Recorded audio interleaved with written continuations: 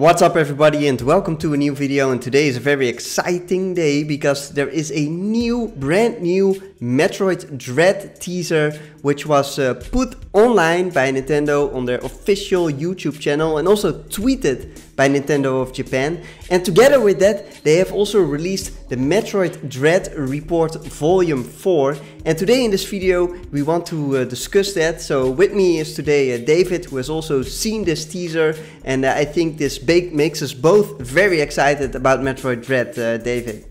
Yes, definitely. It looks like Nintendo's finally warming up towards the release and we're getting to see more and more of Metroid Dread. Yes, good that you say that, because indeed Metroid Dread is releasing already in 2 months. Slowly we're getting to see more and more of this new game, and the teaser is very interesting. The teaser is actually called Metroid Dread: The Scale of Fear Part 1. So we will see probably another teaser, possibly already in the coming days. But for now we have this teaser and we're just going to take a look at it scene by scene to see what we can actually tell and analyze about this new teaser.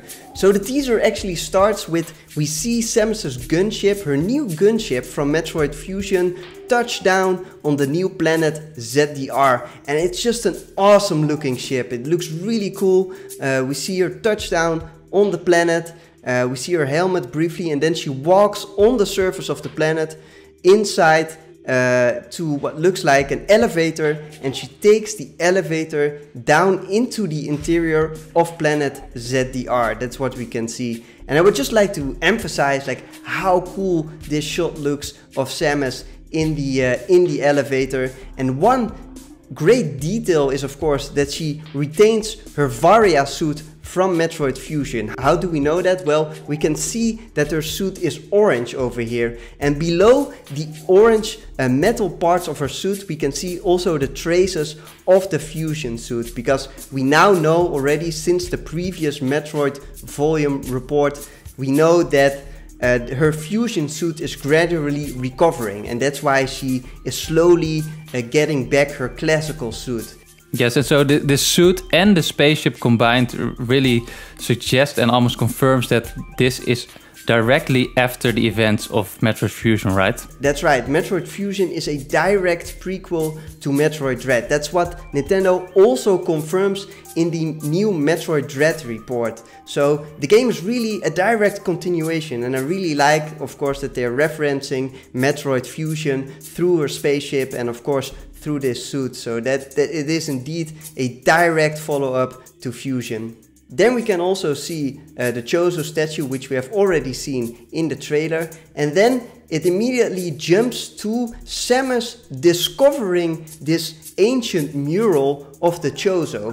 And that mural, we've already seen it before in the developer diary, that tells a certain story. It tells the story of the Chozo general, who we see over here, who commands his Chozo army. So these are the soldiers, and as you can see, their suits are very reminiscent of Samus's battle suit, of course, and that is of course because Samus has been raised by the Chozo and this suit was granted to her by the Chozo. And these soldiers, it looks like they are betraying the sage-like Chozo that were living on this planet, and they are basically throwing them off the cliff over here. And well, I wouldn't even call it a civil war, because of course it looks like they are really well, they are basically well, killing off their own kind. It's not even a civil war, that's what it looks like.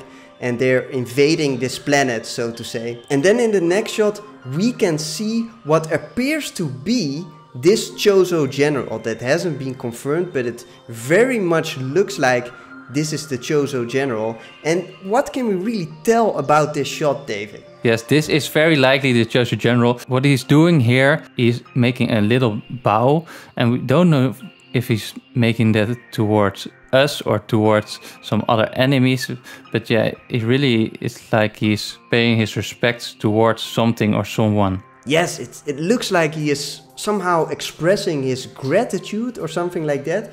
We're not really sure. Another detail is also is that apparently he's standing in front of one of these Emmy doors that are prominently featured in Metroid Dread. The Emmy doors, if you may know, these are the doors that through which you come, and after that there is an entire section where the Emmy will hunt you. So there are specific sections in Metroid Dread where the Emmy will hunt you, and one of these doors grants access to such an area. And the Chozo general is standing in front of this door, and he is somehow paying to somebody his respects, or he expresses gratitude, and it's very unknown what this actually means and why he is doing that. You would suspect as a general he doesn't really need to pay anyone any respect at all, and definitely we can also derive that from the Chozo memories, that he is a very aggressive type of general, attacking his own kind. Yes, and I also love how they made the design for this Chozo general with the feathers sticking out of this awesome armor he's wearing. Absolutely, it is re-emphasizing, of course, the bird-like appearance of the Chozo. And moving on, we can then see the Chozo memories that come actually from Metroid Return of Samus, or Metroid Samus Return, sorry. And we can see in these Chozo memories that this Chozo general, it looks like he is commanding his army to attack the Metroids. However, it looks like they may not be very successful at all, because of course we know the Metroids survived because later Samus exterminated them. And of course it looks like they are being thrown off. They are being attacked by these Metroids over here, because one is falling down below further into the planet. So it looks like they probably were not very successful, and that makes me wonder what happened to this Chozo general. Did he fled to ZDR, or did he hibernate somewhere to ZDR? And then in the next shot, and this was also of course in the Chozo memories in Metroid Samus Returns, we can see that after these sage-like Chozo went to the top of the planet to SR388 to call for help, the Chozo general eventually came, and we can see him here with this cape, basically commanding his army to take charge of the situation and to invade the planet. You can see also these big spaceships. It really emphasizes that this Chozo general had a real significant big army under his wings. No pun intended. And we can see a small glimpse, and I think this one is really cool. This is of the SAX, of course. And this is really the first official time that we can see the SAX in a high quality rendition of the SAX. So it's really a high quality version of the SAX. And I think the enemy still looks very menacing, very cool to me. And they say also in the Metroid Dread report is that these Emmy, they really take the inspiration from the SAX.